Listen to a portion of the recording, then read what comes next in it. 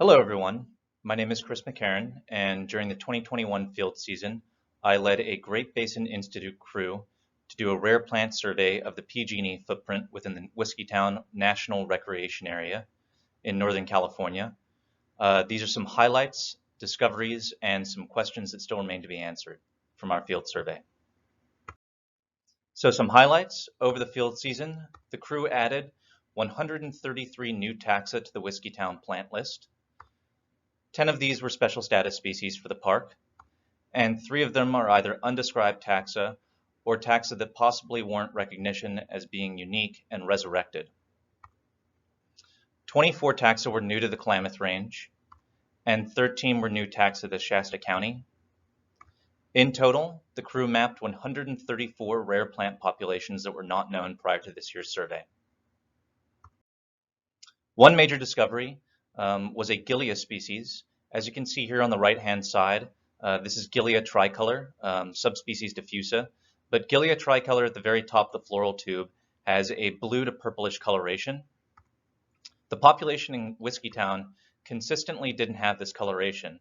And upon measuring a number of other characters, it was found that this was actually something that was different from Gilia tricolor. There were a number of other characters that did not fit into the description of Gilia tricolor.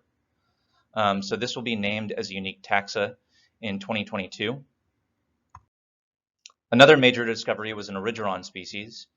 Depending on what documents you referenced within the park, this was either called Erigeron bioleti or Erigeron petrophilus variety vesigilis, both of which did not actually match the description of what was found in Whiskeytown. So I went ahead and reached out to Dr. Bruce Baldwin and Dr. Guy Neeson, both of whom thought that this was actually something that was unique. I followed up on their recommendations by visiting the Jepson Herbarium and looking at both species across their range, looking at vouchers of both species, and I found that there was nothing that actually matched the description of what was found in Whiskeytown. So this will be described as a unique taxa in 2022 as well. Some questions that still need to be followed up on. There was another population of Erigeron that was not keying out, and so I again reached out to Dr. Guy Neeson, and he said that it was a dead ringer for what he described as Erigeron incomptus in 2015. Now, Erigeron incomptus is principally a southwestern species, mainly found in Arizona, but there are populations that are disjunct found in Northern California. This was actually named as a unique taxa by Willis Jepson in 1891, which he called Erigeron californicus. The degree to which Erigeron californicus is separate from Erigeron incomptus still warrants further examination, and this will be done over the 2022 and 2023 field season to see if Erigeron californicus needs to be resurrected. There are also several other suspicious taxa in Whiskeytown that represent fairly large range disjuncts from their core populations, and so whether these are actually the same thing or something different still deserves to be examined. Some of these are fairly cryptic, for instance, a Carrick species, which could actually be something separate. Also, there are several locally rare taxa found within the borders of Whiskeytown, and the degree to which these deserve special status species within the park still needs to be examined.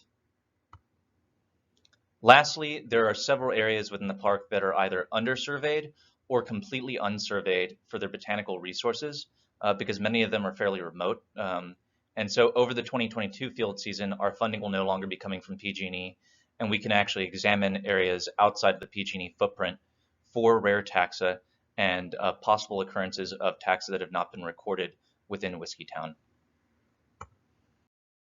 I'd like to finish by just thanking the crew that I had this year. Without everyone, this was a major undertaking, and it wouldn't have been possible without everybody else. The crew is great. I am on the left-hand side, Chris McCarron, and to the right of me is Tony Rose, Justin Felder, and Cale McNeil.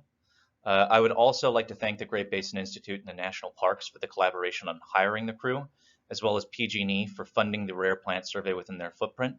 If anybody has any questions about this, feel free to reach out to me. We're also looking to hire a crew for the 2022 field season.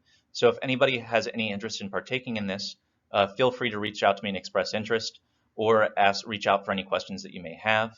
But I look forward to updating everyone in 2022 or 2023 on the findings from next year's survey as well. Thank you very much, and enjoy the rest of the symposium.